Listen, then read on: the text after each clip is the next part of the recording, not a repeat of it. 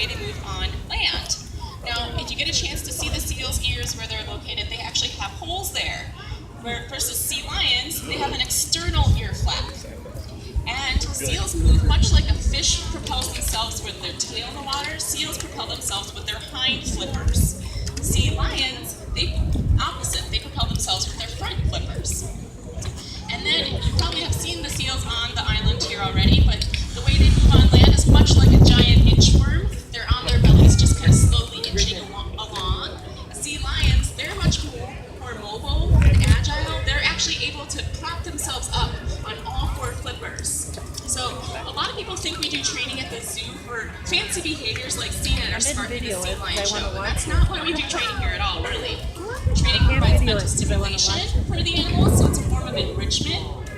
I'm just going to mention to the right here, for those of you, look to the right, we just have the zookeeper asking the seal to go Oh, that's the one with his eyes, Grandma. Eventually out of the crate, and that's a form of communication that we're allowed with this training program. So if the zookeepers need to transport the seals from Seal Island here to the aquatics building, maybe we can do this by that training process and ask them for that behavior versus forcing them in an uncomfortable situation. We're working with our animals at the zoo. To the left, you just saw the zookeeper ask the seal to present their flipper. So that's another husbandry behavior, so a healthcare behavior. What we would ask the seal to do is so we could examine their flipper, check for any cuts or abrasions, maybe cut their nails if they needed to. We'll ask them to... Are they getting the blood, Grandma? So this allows the zookeeper to examine their mouth, check for their teeth, their gums, their tongue, their throat, make sure it all looks really healthy. And the zookeepers even brush the seal's teeth from time to time. So training is much more than fancy behaviors. Like I said, mental stimulation, the zookeepers do it 3 times a day here for our seals. The seal's not getting fed. It provides a clear form of communication. Number one, it allows the seals to voluntarily participate in their health care.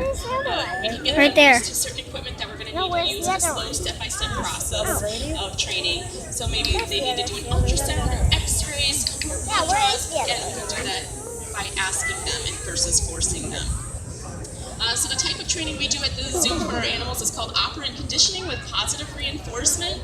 And that just means when we ask for a desired behavior and that's given, we give a positive reward. You guys probably heard the zookeepers using the clicker, that tool. That sound indicates to the seal, good job, and your reward is coming. Some examples of some other behaviors that maybe aren't necessarily for the health care of the seal, but maybe more for mental stimulation.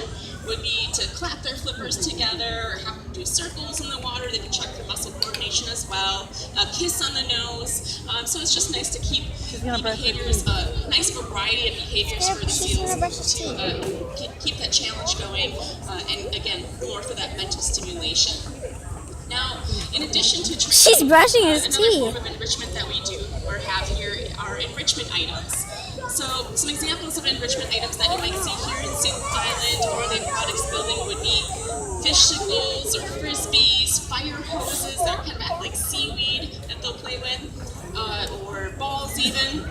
Now, some things in the water that are not examples of enrichment would be coins or trash. So it's really important to put your coins in the donation bins and your trash in the recycling or garbage bins, because those what is that noise that they make to our animals with their mouths when they eat So it? some of you might have noticed at our food stands, we don't actually have straws or lids available. You might be wondering why.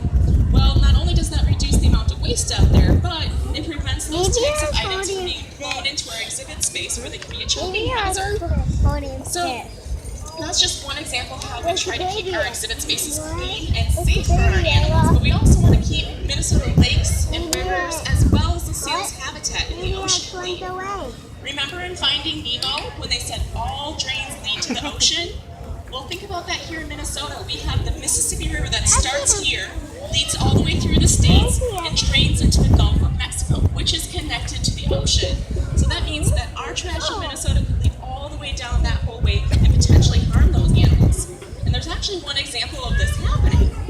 There was a tiger shark that was found in the Gulf of Mexico with a Minnesota license plate in its stomach.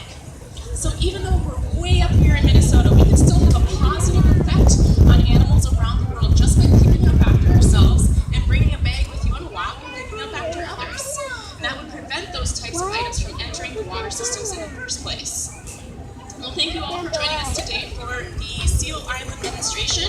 My name is Melissa. If you have any questions, I'll stick around for a couple of minutes. Also,